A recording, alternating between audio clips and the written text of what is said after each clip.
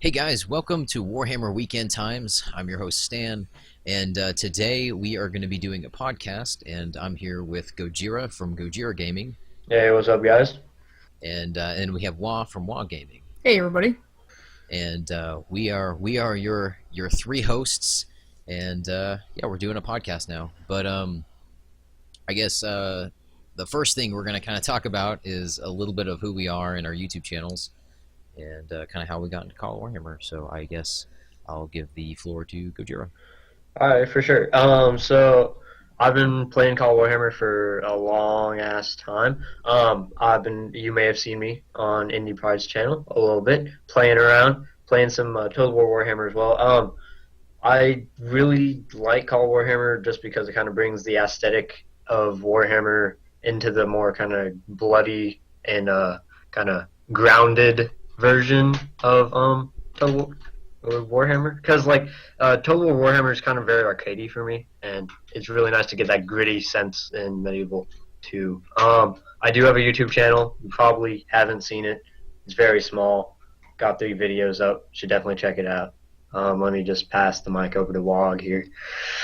Hey And everybody. It's me, WAAGH. You've probably seen me on my own channel, or if you've probably seen me in Stan's earlier videos. I used to be a good part of his videos and such when he Well, first you started change your out. name a lot too, so it's like Yeah, yeah, it's people multiple may not things. recognize you in So I just want to let some you of the know I videos. was there. I was there. So yeah. So basically, that's me. How I got into Call of Warhammer is a tricky question because I used to hate Medieval 2. I did not like it, and it was until recently where, my friend, well, recently, I mean by about a year and a half ago, a couple friends of mine told me about this mod. I'm like, okay, I'll try it, and that mod was, Rage of the Dark Gods, the first Call of Warhammer. And then I'm like, okay, cool. So I tried it, and it was cool. And then I heard that Beginning of the End Times was releasing only a couple days after I got my hands on Call of Warhammer. So once I downloaded that, I've just been in love with that ever since, and it really got me into the Warhammer universe. And so I've been reading a lot of the lore and stuff from that. So it's pretty cool to see. So yeah. yeah. Okay. Well, you guys know me. I'm Stan, your host, and Mhm. I got into Call of Warhammer pretty much by watching Indie Pride's videos, which most of the people who probably play Call of Warhammer have watched Indie Pride's videos. Um, and it was really fun for me to get a hold of it because I had played other Warhammer games. I played Warhammer Online a little bit, um, and I really didn't get too into the lore in the universe until I started playing Call of Warhammer. And it was just a lot of fun because I played a lot of Medieval 2. I played a lot of Stainless Steel. I played some vanilla multiplayer, but not very much. And really kind of when I got into Call of Warhammer, I started understanding the mechanics from Medieval 2 a little better. I thought I had a real good grasp, but when you start realizing that there's so much going on under the hood, you really start to get a better appreciation for like this 10-year-old game. But Yeah, for sure. yeah, I mean, I pretty much just I got 1.01 on release and um, started my YouTube channel, and not long after, because I figured like most people would be covering Total War Warhammer because it came out like 5 or 6 days after Call of Warhammer did. So I thought it might be might be fun to put some of that on the internet, and it's been going good ever since. So, but yeah, that's how I got into Call of Warhammer. So, For sure, for sure. All but right. yeah, next thing I guess is why we enjoy Call of Warhammer, and that's kind of a little different Yeah, though, I guess. I mean, it is a little different. We already kind of touched up on it, I guess, with the a intros little bit, yeah. a little bit. I mean, I don't know. I've been, like I said before, I've been playing it for a while. It really is. It was the only kind of Total War Warhammer themed Total War before Total War Warhammer came out. So when that all that hype was going on, Maximus Decimus Meridius, which you guys may know, he is kind of going dark. I don't know if he's coming back or not into the YouTube scene, but he was really big into analyzing units and going into the detail and stuff. He had actually this series of just him blowing up zombies with the various weapons in Call of Warhammer. Rage of the Those are Dark always fun Gods. to watch. Yeah, Yeah, that was really fun. Those Bright Wizards used to be a lot more powerful. Oh, yeah. my oh god, yeah. I mean, I think they cost 10,000 or 8,000 gold back then as well. yeah, no. some adjustments. It was fun. I mean, I don't know. It's just like I just kind of fell in love with Call of Warhammer after playing it so long. It's just it's so different. Yeah, I mean, it's just so different. Such a different experience from anything else I've played before because it's like it takes the just kind of the gritty combat system from Medieval 2 and just puts it into this universe that's just perfect. Like I mean the fire, the fucking explosions. They added the blood recently, the big blood. Oh yeah, the blood stuff is really cool. Yeah, it's just ridiculous. it's like I don't know how they add that kind of stuff to. Yeah. Oh, it's amazing. I mean, yeah, the amount of sophistication that goes into like those little details really makes a difference. exactly. Like the Doom Diver catapults, like as they go through ammo, they go through the goblins and the crew, and it's like that's such a small thing, but it really makes it feel it makes it feel authentic. It makes it feel like this is really a different game, and entirely. It's just completely different when you see Total War Warhammer a cannonball just smack an Empire State Man right in the face and go flying like 40 feet backward, and then he's good, he's all right, yeah, he's he back just in the gets fight, back up, running back back up there. flying. So that's one thing I kind of didn't like with the the Total War Warhammer game is like everything's based around an HP bar instead of how Medieval 2 worked with like models and stuff and like the whole routing system and such. But that was kind of like what a little bit like I didn't like about the game. It's still cool, very. The routing is kind of still weird in this current version right now. I mean, the morale was weird since launch. I mean, True. of Call of Warhammer, but it's saying it's going to get reworked. We don't know if that's good, bad, or indifferent, but we'll see what happens. I think they're applying different stats to a lot of units, so morale is going to work a little differently. So it'll be interesting to see the final product. It was really funny because a few versions ago, I remember orcs were like the worst of the worst because their black orcs would rout like nothing, and now that they have a little morale boost, now they're considered one of the strongest factions. It was just like that one little tweak just changed it all. It was like they have so much HP. They have so many. Yeah, they've got a lot of armor. They have 2 HP. Well, that's what I mean. But they've got they've got the biggins, and then they've got like a lot of 2 HP units. But I mean, like the biggins can get like they're good, but they can also get like a lot of their unit wiped out by like a single Empire swordsman. Oh, they can, but it's just like that 2 HP makes them really durable, and a lot of like the orcish artillery is so accurate. You can surprisingly for Doom Divers. Well, then like go ahead. Oh well, yeah. I mean the artillery is pretty good. Like the 2 ones that you generally want to bring are either Doom Divers or the Rock Lava. And the Rock Lava is pretty good. I don't think it's not as accurate as Doom Diver. Doom Diver is like pinpoint every time. But it can do a tremendous amount of damage. Absolutely. Yeah, the Rock Labra's got some really good carry through with its projectiles. Yeah. But yeah, having four of those in a unit is really good.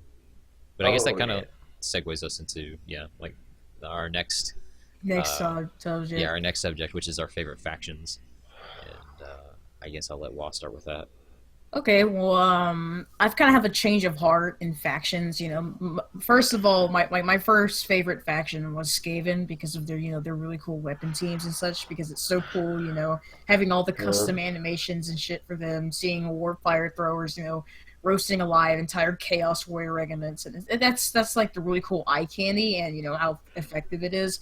But honestly, I'm starting to lean more towards ogres and lizardmen. Team ogres. Yeah, because Gojira's kind of like showing me the light of how cool ogres were, and they got a lot of cool units. Lead belchers are just so powerful, but they're gonna get tweaked. Monsters. Yeah, but another faction I like is the lizardmen. They're like probably one of the worst factions right now, but I can Yeah. assure you they're getting a lot of good buffs and a lot of cool units that may or may not make it to the Engine of next the version. Gods. Oh yeah, Yeah, and Engine of the then Gods is going to be a really big one, and then the what was it? The old blood yeah, Old bodyguard Blood instead Bodyguard. of Yeah. Instead Old of blood bodyguard.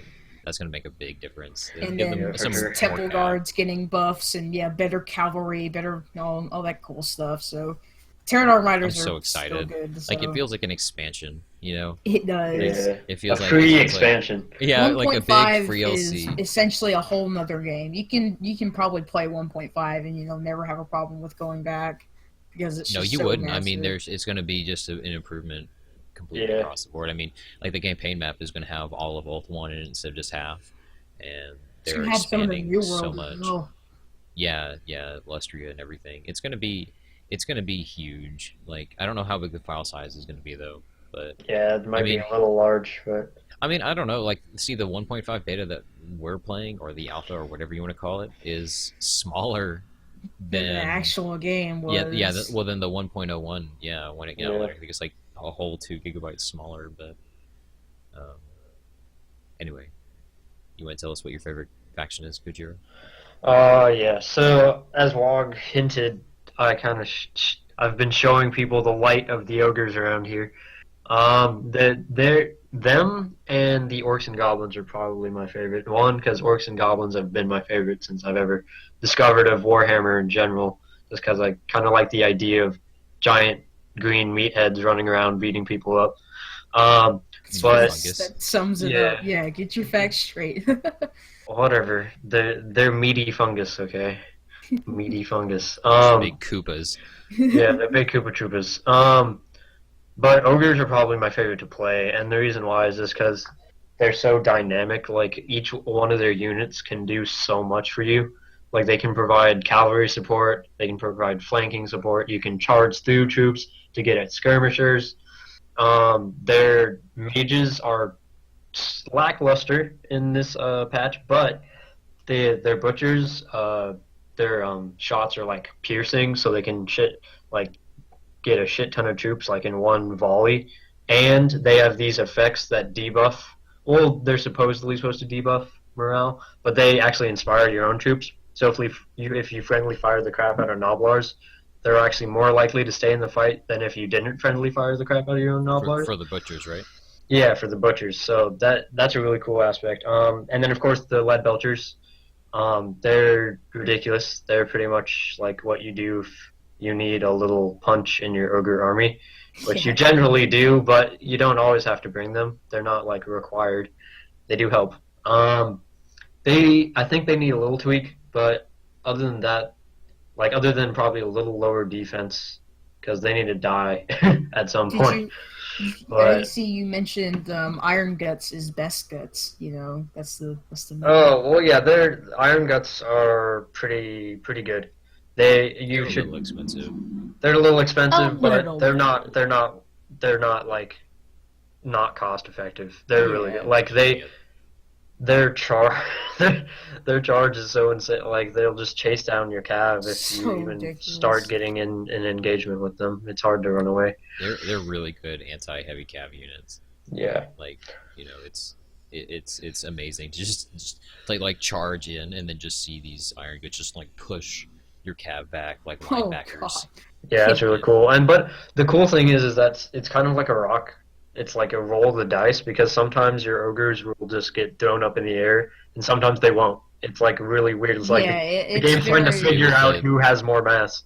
Yeah, I think it has to do with unit mass and where they are in the charge because what was it? Jeebus was telling us recently that like all of the calculations have to do with actual unit mass and speed and like real physics. Exactly. And that's like why bats are so crazy OP even though they have like such a small charge bonus. They're so fast. It just hammers units, and I don't know. Because the way they were telling me that bats are going to be reworked is like they're going to get reduced down to like a really low number unit, but be like 2 HP. So, but still kind of like similar stats, and they're taking a speed debuff. But I don't know. Yeah, bats are crazy this patch. But I mean, they are killable. You should have seen this one game. Another example of Richard's like saltiness.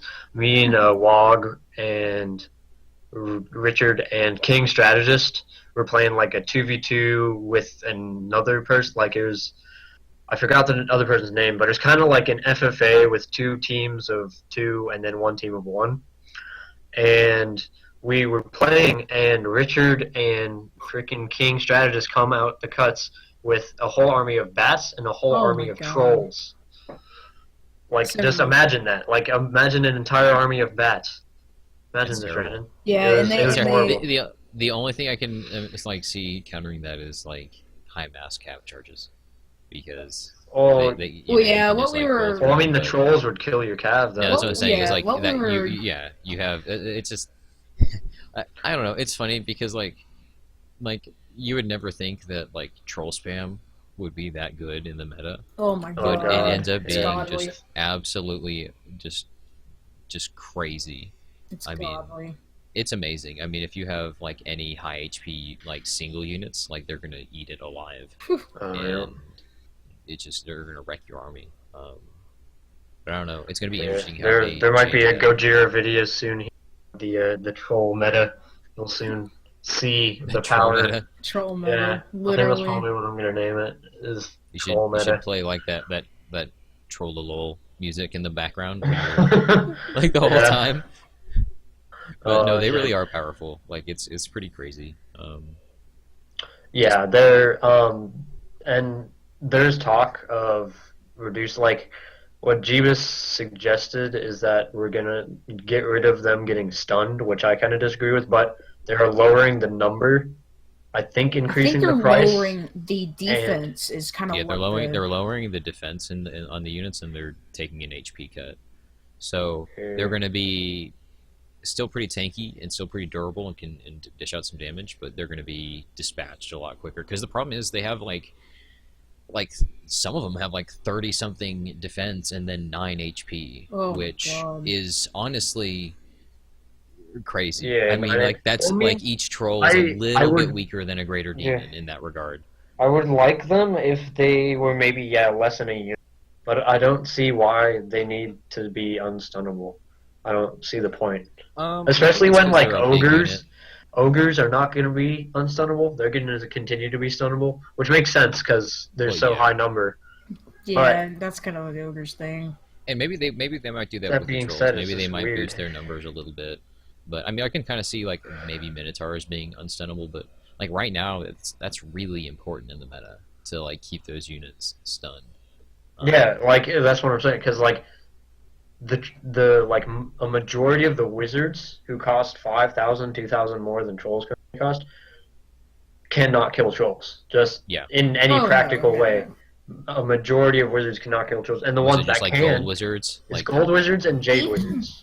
Even Jezzails, like a full, like two full units of Jezzails, all of them firing on a single unit. Sometimes will not even, They'll probably stun like the trolls. So I've seen people use like horrors of Tzeentch, like they'll have 2 or 3 units of horrors, and like the with horrors, enough rain damage will actually just stun lock. Yeah, they have a huge stun thing. They're like nets from the novel arts. But they don't do a lot of damage. They do more damage than that. They do more because they're also gunpowder. So they ignore shield, ignore defense skill, and have armor. So I mean, even if you're fighting something that's got like 10 armor and like 20 defense, they don't get any of the defense, and they're only getting half as much armor. So they're rolling with 5 armor to defend against your. It's only like 1 or 2 on their attack, but it's still like. Because it's a firearm, I think it's considered to be a firearm anyway. Yeah, probably. It's just interesting how those mechanics work. They make, like a small. They may seem like a small thing, but it's not. It's like it completely defines the way the unit works. It'll change games if you're not careful about it. Like that's why Jezzails are so and Streltsky are so powerful because they have the wrong modules. And I believe like the Jezzails have the archer ones, and then they don't have the archer. They just have the lack of the gunpowder. So their gunpowder unit they don't have to go through the reload. Yeah, without a reload. Yeah, the reload animation. And it's funny because like regular handgunners have to go through an extra animation to reload. So like you have like these one unit of gunners are like super OP, and then the like all the regular gunners are actually like underperforming Yeah. a lot. That's a But problem. it'll be with Thunder nice once they are normal. Is they were Yeah. just they had an extra reload animation, which basically caused them not to shoot as fast when they should be. Well, no, I think that's fine as long as everything else takes that time, Unless we wanted everything to shoot as fast as. No, that's what I mean. as us. Well, the thing is like, yeah, like they'll like reload, and then like stand up like they're gonna shoot, and then like go through another reload cycle, and then finally shoot after that second one. So Yeah. it's like they're packing their rifles twice, which Yeah. would just make the rifle probably blow up in their hands. I don't know. I don't know that much about like black powder weapons, but yeah. Anyway, I guess for my favorite faction, I'd probably have to say Yeah. Empire. We kind of went far away from that No. topic. A little bit. It's fine.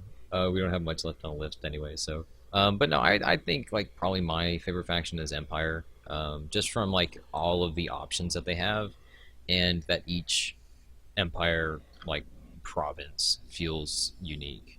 And even like right now, like there aren't major differences in some of their unique units. Like the Talbeck and Swordmasters have like maybe 3 more defense and like 2 attack or something, like pretty minuscule. I mean, that's And- all right though. But like, It kind of is, but it's like if you're, I mean, for some of them it it's would not be, it would be- major. Yeah, I know. yeah, it wouldn't be. It would be like, I guess for Talbeck and Swordmaster specifically, if they're like a Swordmaster, you'd think it'd be a little better than Yeah. that. But I mean, like The someone only like one I can Sterling's- see that is like really you can play differently is Hawkland and Hawkland, yeah. Because of the long rifles, you can just spam the shit out of Oh, them. they're crazy, dude. They're so They're vicious. one of the few units that you can use to counter, Streltsky or Giselles if they get modifier. Well, Sterling's got I think 6 unique units right now. Yeah. And they're the ones who weigh in at the most unique. But it's like they got like 3 like different halberd units, and like I don't know, like they don't really need that many unique units if they're like still kind of filling that niche.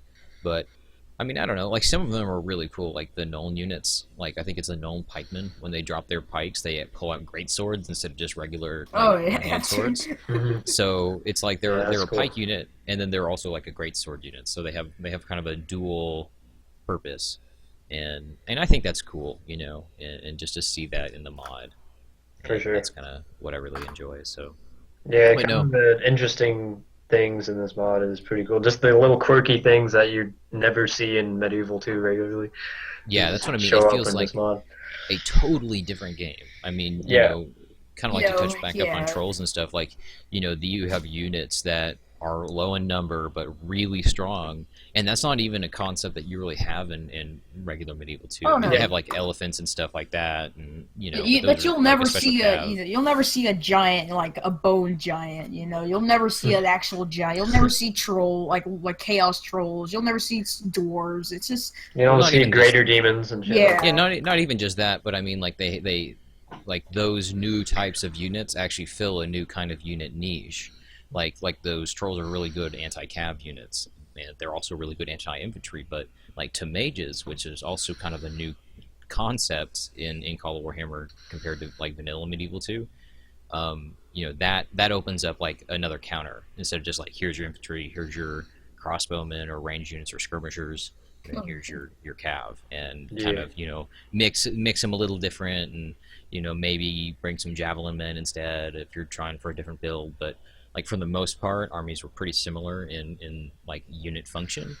But the fact that you can have like 1 or 2 major power units in your army that your army kind of leans on, and the rest of your army ends up being kind of supplemental. Like if you're playing a 30k gold game and you bring a steam tank, like you're going to want to invest a little bit to make sure that steam tank's going to stay alive. you really want to make that sure Yeah. it's alive. optimizes its kill potential, because that's a third of your whole fund. Well, Yeah. that's like playing That- chaos. and that with goes amount into, of like- funds.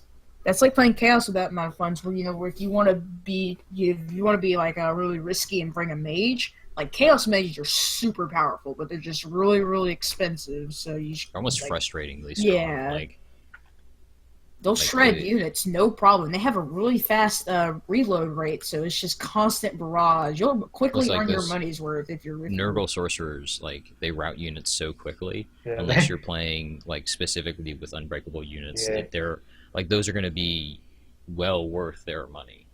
Like that, it's even though it's like 18k gold and that's most of your army, you're just going to need to like just bring those guys and a few units of cav to like chase down the routing units, and then call it a day. It's GG, yeah.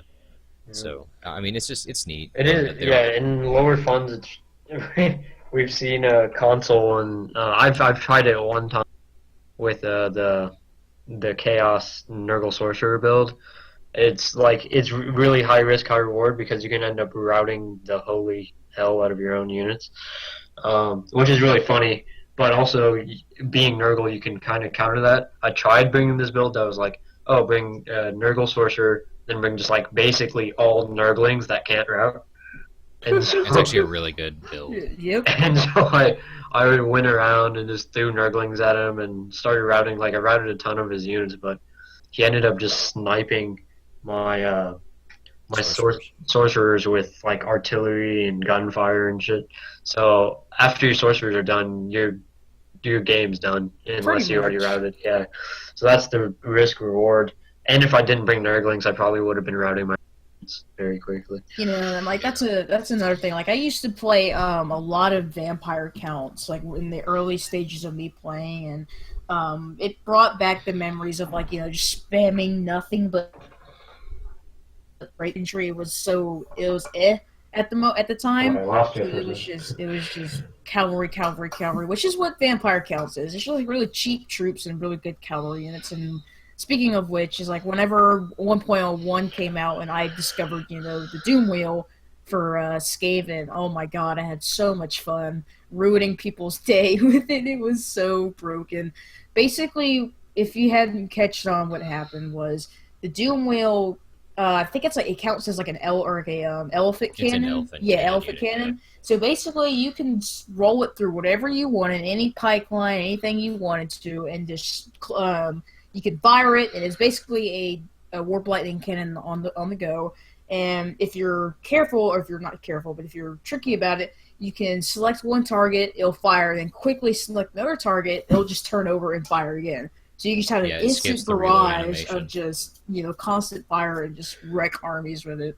It was fun while it lasted, but now it's a joke in the build that we have right now. Yeah, because they broke it, basically. They broke it just again. all because of you, WAAGH. Thanks. No, but it really was pretty strong. It had such an AOE impact that it would just completely destroy an entire line of infantry and like one shot. So it'll probably wreck an entire unit. Well, not an entire unit, but about a good 80% with it depends. one shot. It depends on how tightly they're packed. But yeah, it can destroy single HP units in a single shot. But yeah, I mean, seeing like how different builds affect like the balance of certain factions is really interesting because, you know, it's like we were talking about trolls earlier, like with Night Goblins specifically. Like I didn't think Night Goblins would be really viable right now, especially because they're missing some of their more important units. Yeah. But I was wrong, you know, and until someone actually like just put together a build that was kind of like out of the box. And I don't know. It's fun to like get to see a lot of that stuff get made. Yeah, and it's pretty. It's like you said, it's pretty cool to see how like meta comes to the table. Like, and there's so many, like, it's really interesting. Good metas fight each other that are completely different, and like when it can go either way, and then it just is a matter of, you know, who's playing said factions, and that's why it's really hard to like shout out balance things sometimes, because especially when you get up and you're playing like, you know, the troll spam versus like what, you know, bat spam or something like that.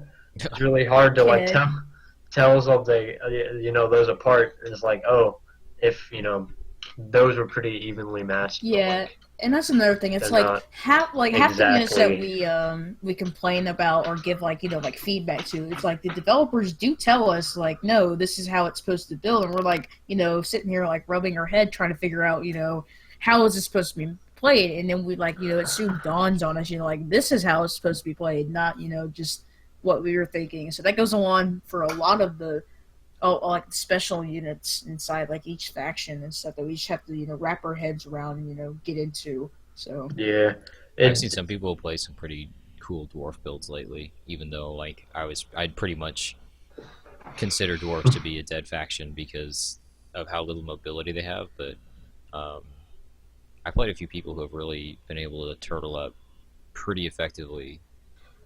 But they're playing dwarves like more like a ranged class. Like they're really not investing in any of their heavy infantry. They're taking mostly corlers and stuff that still have stakes.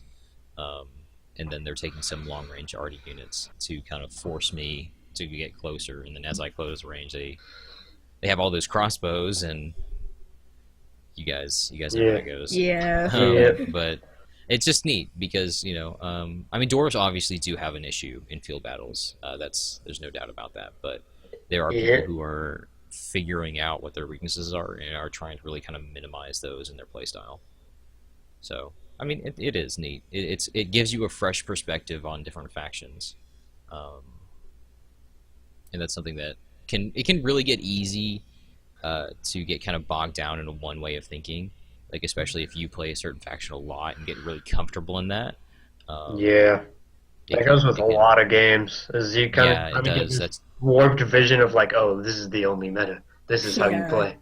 yeah. And then- It just doesn't apply just to cow. It's pretty universal. Yeah, it's just like For Honor, for example. I'm just gonna throw it out there because I do, and some stuff coming up with For Honor. No, Yeah. but Shameless there- promotion. shameless promotion. I'm Gojira Hashtag. here. No, but it is really interesting because when you're playing each individual character, you have to think completely differently.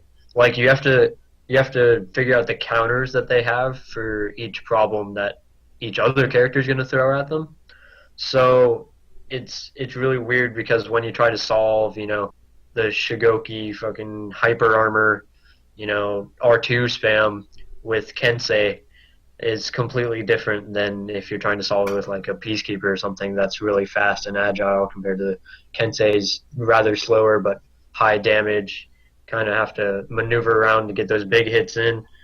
Whereas, Peacekeeper, you have to just keep the pressure up and keep stabbing them in the side and bleed them out, hopefully.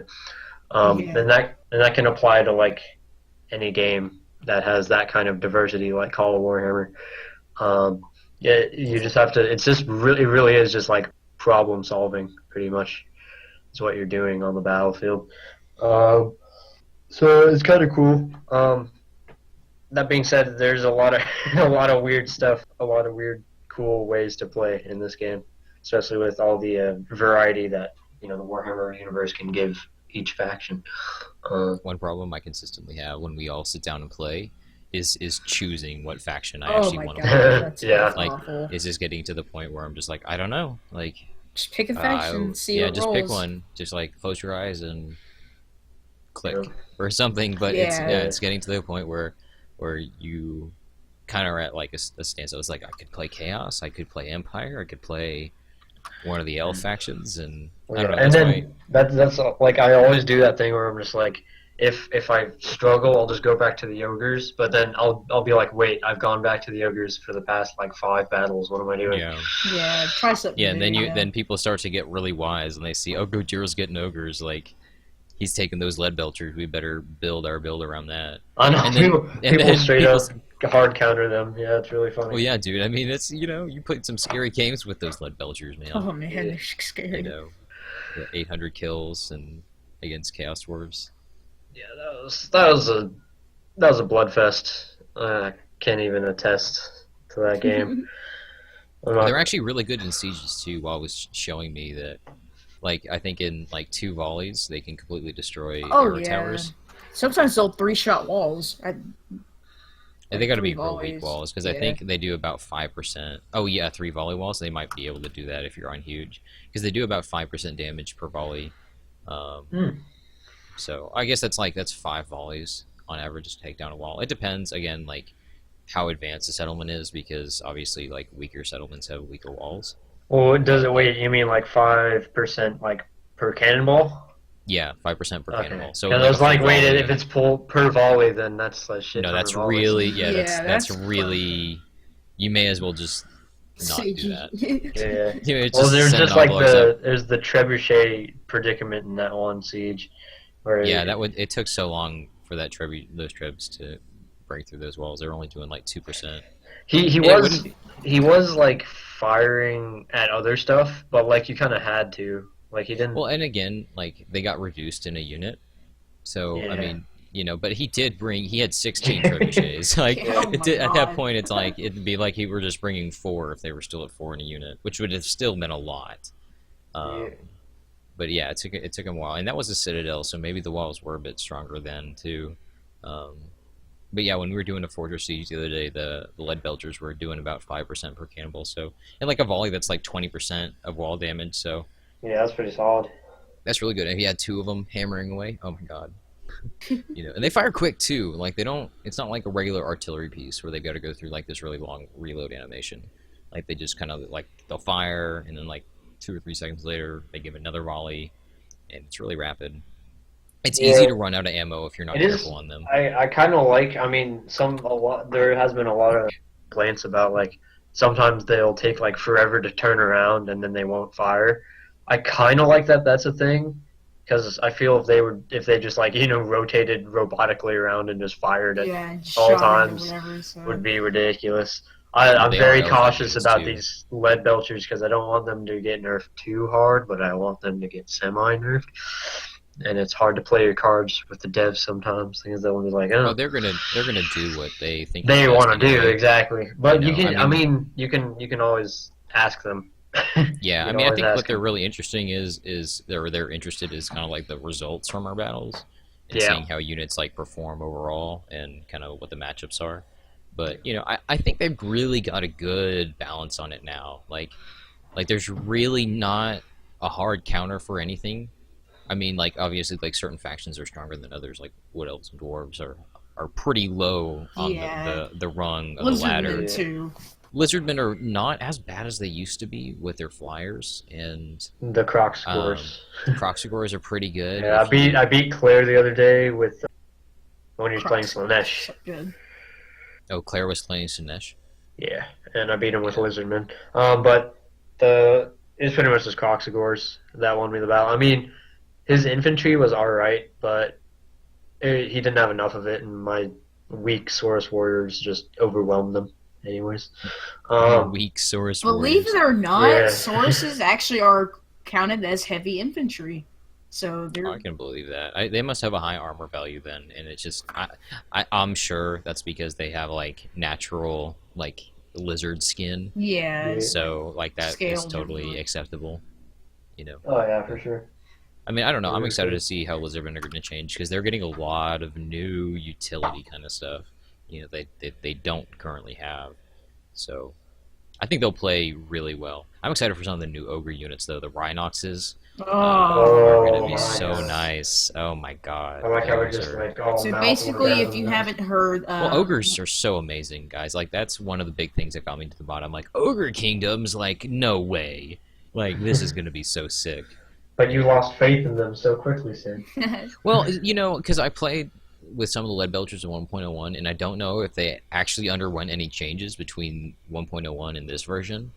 But it seems like maybe their cannonballs didn't bounce in 1.01, and maybe I just didn't notice, or maybe I didn't use them very well.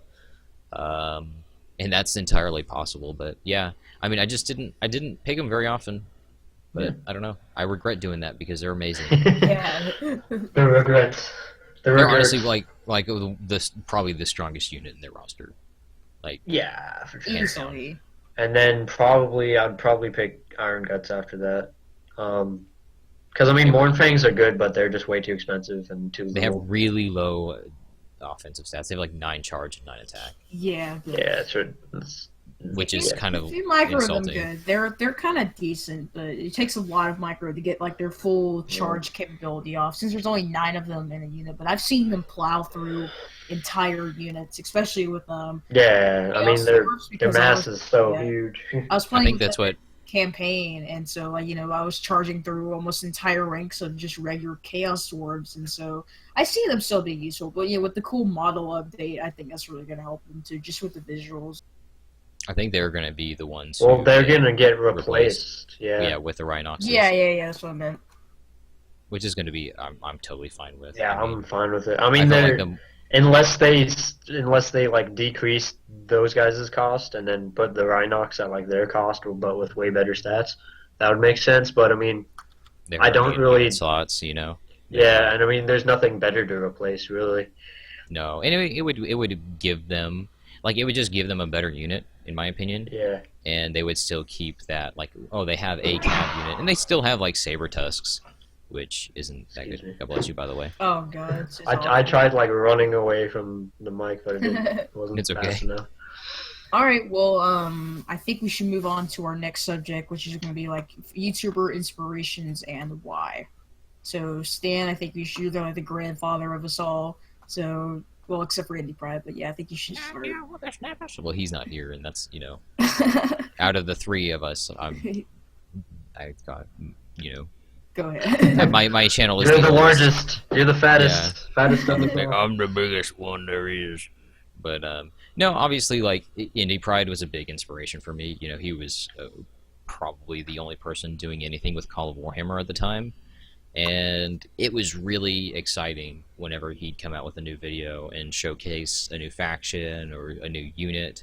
And it just impressed me greatly. I'm just like, oh man, like, campaign is going to be so cool with this. Look at all the neat stuff that's so different from each other.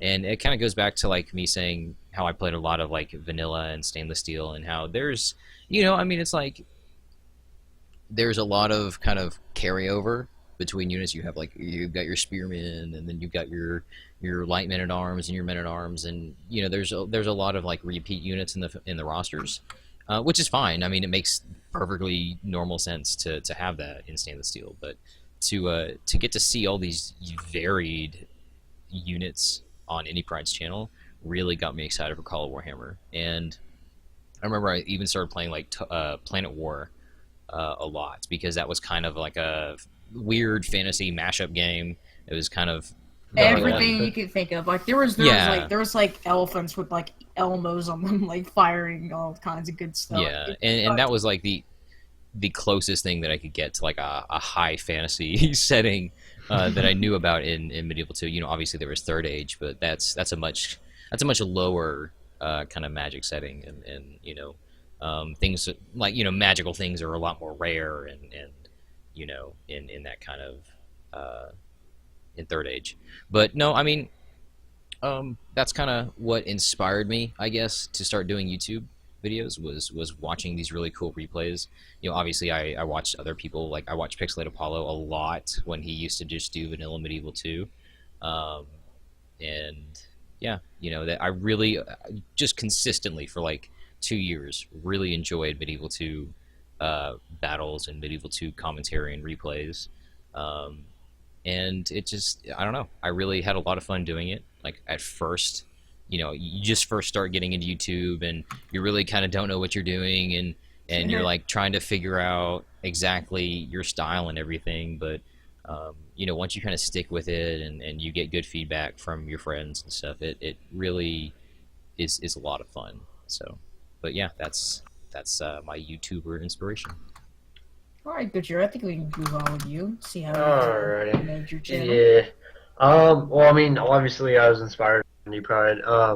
Seeing that man, the way he just presents his videos is pretty cool. You know, I mean, kind of side learning. I've never really asked him about anything, but I definitely look into how he was doing his videos and how much, you know, effort and value he puts into those. It's really cool seeing those a lot of those battles that I, you know, played in and helped him get those versions. It's really cool to see him put all that, you know, production value into and put up on the tube. So I mean, that inspired me from day one, but it wasn't like immediately then that I was like, oh, one day I'm gonna make a YouTube channel. That didn't really happen until later, like, you know, recent later, because once I started joining this community, I realized that there's, like, you know, I wasn't alone in the, you know, dream of making Call of Warhammer. videos or little kind of niche YouTube videos in general. So that was pretty cool seeing a channel like Stan's grow. Gives a Thanks, little man. hope. Little shining light. Yeah, a little tug on the feels. But I mean, yeah, I mean, Indie Pride, he is the boss, the big boy. Maximus, I don't know. He was the start. He was. I mean, I always respect the videos that he put out. I don't think he's putting out any more. R.I.P. Decimus. They're out. Maximus Decimus Meridius. There we go. Forever shall his videos get likes. Yes, forever shall his videos get likes. But yeah, it was just a really cool experience seeing all those things turn into I mean it really turned into a huge thing. Like Call of Warhammer wasn't anything when I hopped on. When I hopped on, it was literally just me, and then there's this one guy who posted Call of Warhammer video. I don't think they even really knew how to play Total War that well. And he was just doing these he had like a little tournament or something with him and his 3 friends. But other than that, I don't think it had ever been recorded on video, ever. Yeah. So going from that to what it is now is really cool. And that's mostly thanks to Indy and my buds here at the Endcast. Yeah. Yeah. So the Discord was a really good idea, I think, to get people organized because I mean it's like the Steam groups are okay, but the problem is like unless you're actually actively like just sitting with your like chat tab open in the group and someone else joins. Yeah, it's real hard to find people. I mean, like the way I started doing it was just like I'd go. It was in the one that Indie Pride made actually for the 1.6 like Rage of the Dark Gods version. And I'd go in there and I'd be like, hey, I'm gonna be on for like the next like 5 or 6 hours. I'll be in the chat if you want to play. Let's go play some Call of Warhammer because I can't find games. And then like I just sit there and like I'd be on my computer. I'd be like doing homework or like doing something, and I would just have that chat open. And then every so often someone would come in. And we'd be like, oh, let's play, and then like I'd add them on my friends list so we could like play games in the future. Yeah, and it just started getting bigger. And then when we got the Discord going, it became really easy to organize games because I mean it's just like hey, who wants to play? And everybody just like get some Call of Warhammer. Yeah, now you'll probably get maybe certain hours, it changes, but like for the most part, you'll get somebody that says, "Hey, yeah, I want to play. Let's go play some." Yeah, games. it's really sometimes it's like hard to not get people. And so honestly, like, I want to do like a 2v2, and it's like, nope, we're doing a 3v4. Yeah, honestly, it's like when you get one person, normally another person says, "Hey, I want to join too," and it just keeps growing and growing. So you have like what snowballs, a 7-man game, and unfortunately, it crashes 90% of the time. But it's still cool getting everybody together to at least try. I would say 70% of the time, but yeah, it's still like when you have that many people, it's not necessarily that like everybody's crashing. It just might be that one person is having issues, and that may even be because they are on a lower end computer, and they just can't handle like 7 or 8 armies on the screen, which is fine. I mean that's a big game. Like that's even 8,000 models is normally on the field. 19,000 people. Epic, massive, huge siege. Epic, yeah. Not clickbait for real. But no, it is harder to get those games going. You kind of sometimes have to be a little bit selective in like, if someone crashes pretty often when there's large amounts, you sometimes, have to say, well, maybe not pick this person for such a large game, but you can certainly try. Yeah, absolutely. Because I mean, I played like huge 3v4 sieges with people who do sometimes crash in much smaller settings, but they've gone through the whole game without any crash. So I mean, it's random sometimes, but apparently that's getting all ironed out. So well, hopefully, yeah. There's been many a promise. Well, that's why we test this stuff out to make sure exactly. It's working. But I mean, like the dev build we have is like 4 or 5 months old now, so they've done a lot more work. It is. Yeah, we don't even like most of the stuff that you guys are seeing on our 1.5 builds are pretty antiquated. Like they've got a lot of stuff that we can't even show you guys yet because we don't have it. Well, Yeah. yeah, any people have been asking me about stuff. I'll just mod DB pictures and be like, here, look at the promise. Look at this. Look at the You're process. gonna They've miss- been uploading so many lately. Yeah, Like it's like 3 or 4 a day sometimes, It's and crazy. that's so good. It's so close. All right. it Well, is. I think I'll say what my YouTuber inspiration was, and then we can close out because it's running a little bit longer than what we planned it to be. But Yeah. I think like at the time when I started playing the game, I've never heard of Indie Pride, so I couldn't use him as a liable source, for like my background and stuff. Huh. So further along the timeline, I met Stan, and we played a couple games. It was mainly 1v1s because there wasn't really a whole lot of people, at our beck and call and stuff like that. So, we got to know each other a little bit, and then he said he's going to start a YouTube channel. I'm like, okay, cool. So, like, the first couple videos, like, well, he actually had 2 videos or so up. It was like one with a dwarf and chaos, and the other one was like a lizard and siege. And then, I kind of hopped on, gave him, we did some replays and such, and I'm like, okay. So, past couple months, I'm like, yeah, all right, so I'm going to try this, and so I uploaded my very first, cringy replay, which we all have those moments. Everybody Oh, yeah, starts. all my replays are cringy. That's when you check it Yeah, out. Look back one so, day, Gojira, and be like, wow. Like you're gonna do one of Well, those I mean, the videos thing when is, you have like, I haven't ironed out my cringiness yet, and I don't like I haven't put enough effort into it to iron it out. you'll like when you get real popular, you have like 100,000 subs. yeah. Then you'll one day 100,000. you'll go back and be like, let's watch my first Call of Warhammer replay, and you'll watch it and you'll be like, wow. I came I've from I've this come to far. that. But I mean, I'm not saying your stuff is bad either, Gojira. Like you actually do a really good job. But like when you do this stuff more often, like you improve so much. Absolutely. You Yeah. get kind of your own like style, and you get really comfortable and excited with it, and it's like okay, like it's becomes easier. I don't know. Like I'm only doing like one video a week, and I feel a little more confident, but I need to do more stuff.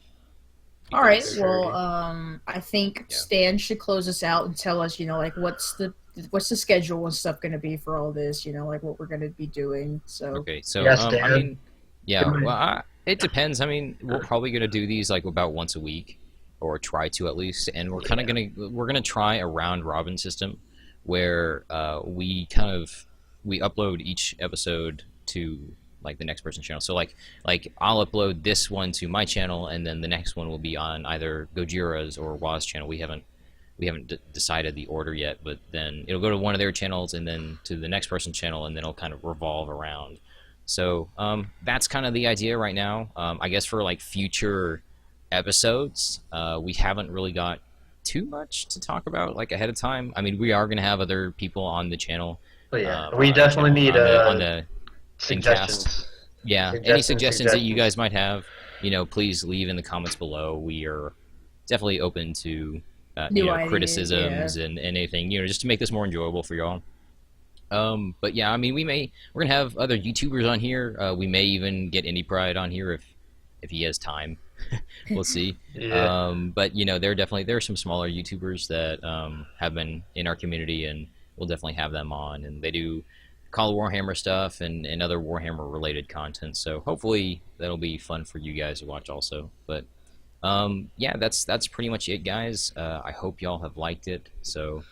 But this is Stan, Gojira, and WAAGH, and yeah, I guess you guys just want to say goodbye. yep. See you later, everybody. See you next time. Peace. All right, guys, we'll see y'all next time. I hope y'all enjoyed, and be watching out for this next episode on either WAAGH or Gojira's channel, and those will be in the description below too, in case y'all need a link to them. But anyway, guys, thanks for listening, and we will see y'all next time.